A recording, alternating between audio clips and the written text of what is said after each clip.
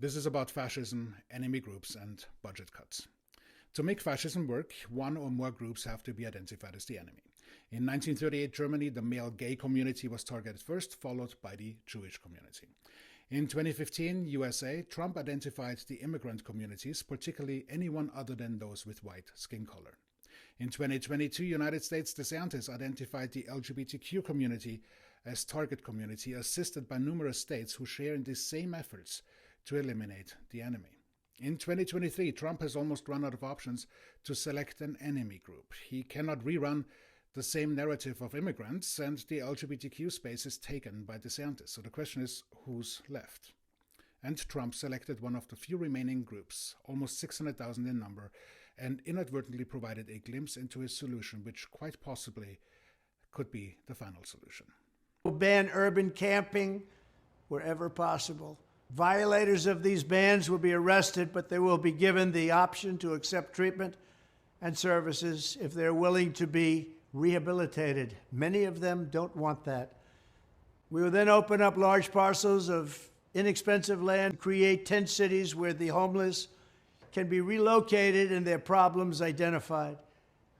But we'll open up our cities again, make them livable and make them beautiful. The United States accounts for almost 600,000 homeless, and this number may significantly increase in short time.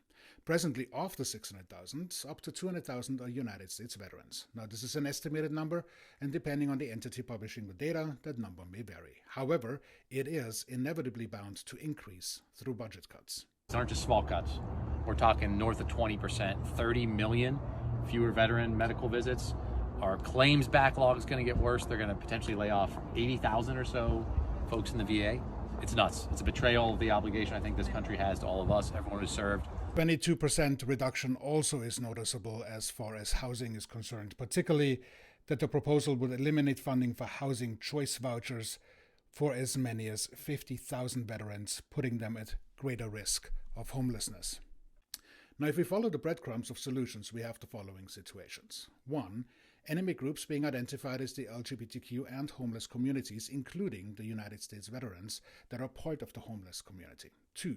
Forced participation to either detransition, move to safety, or if homeless, submits to being rounded up. 3. While they may not look exactly like concentration camps of 1938, Trump's proposed tent cities serve the same function. 4. Trump's solution has the stench of the final solution, rounding up the homeless with its many discarded U.S. veterans. And number 5, to think that they would stop from clearing the streets from the homeless and then not to expand to the LGBTQ communities and from there to anyone else who dissents the fascist agenda, you might want to think again.